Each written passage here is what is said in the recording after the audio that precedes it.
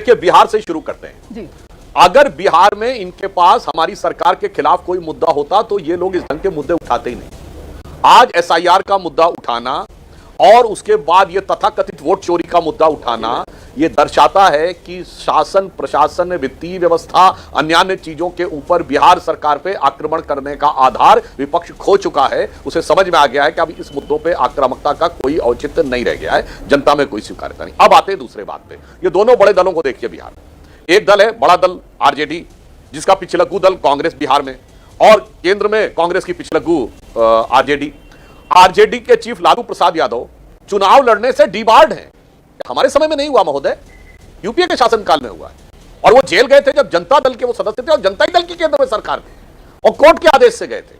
और आप देखिए उनके परिवार के दूसरे सदस्य नौकरी के बदले जमीन के मामले में मुकदमा चल रहा है। अब आइए साहब, Rahul Gandhi ji national Herald case में जमानत पे हैं, और ये जमानत केस कब शुरू हुआ? हमारे जमाने में नहीं, अक्टूबर 2013 में एक जनहित याचिका पर दिल्ली हाईकोर्ट के निर्देश में यह कार्य शुरू हुआ, और परिवार के दोनों सदस्य हैं।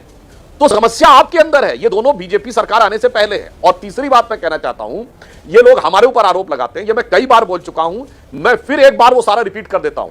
महोदय, आज राहुल जी सोनिया जी जिस मुद्दे को लेकर जमानत के ऊपर मुचलके पे हैं, वो 2013 अक्टूबर में आया, हमारी सरकार नहीं थी। कड़िमोजी राजा जेल गए 2011 में, हमारी सरकार नहीं थी। सुरेश काड़माली जेल गए 2010 में, हमारी सरकार नहीं थी। मधु कौड़ा जेल गए 2008 में, शिबू सोरेन जेल गए 2006 में, मुलायम सिंह मायावती पे डिस्प्रोपोर्शनेट एसेट के केस हुए 2005 में, हमारी सरकार नहीं थी। करुणानिधि जेल गए 2000 में, लालू यादव जेल गए 97 में, जयललिता जेल गए 96 में, झारखंड मुक्ति मोर्चा रिश्वत कांड 94 में, राजीव गांधी पे आरोप 87 में, एफआईआर 90 में। इतना पीछे जाने की जरूरत नहीं है। सवाल तो आज का जो विपक्ष है वो सवाल तो आपसे इसी बात पर कि जो पिछली सरकारों में जेल गए उनको तो आप गिना देते हैं, लेकिन आज के विपक्ष को तकलीफ तो इसी बात को लेकर है ना कि जेल तो अजीत पवार भी जा सकते थे, आरोप तो खुद बीजेपी के नेता लगाते थे। जेल तो हेमंत बिस्व शर्मा भी जा सकते थे, आरोप तो खुद बीजेपी के नेता लगाते थे। जेल तो और बहुत से ऐसे नेता जा सकते थे जो तब अन्य पार्टियों में थे, लेकिन आज क्योंकि बीजेपी में आ गए हैं, इस वजह से नौबत ही आई जेल जाने की। आरोप तो ये है सर, आप कहां गिना रहे हो लिस्ट?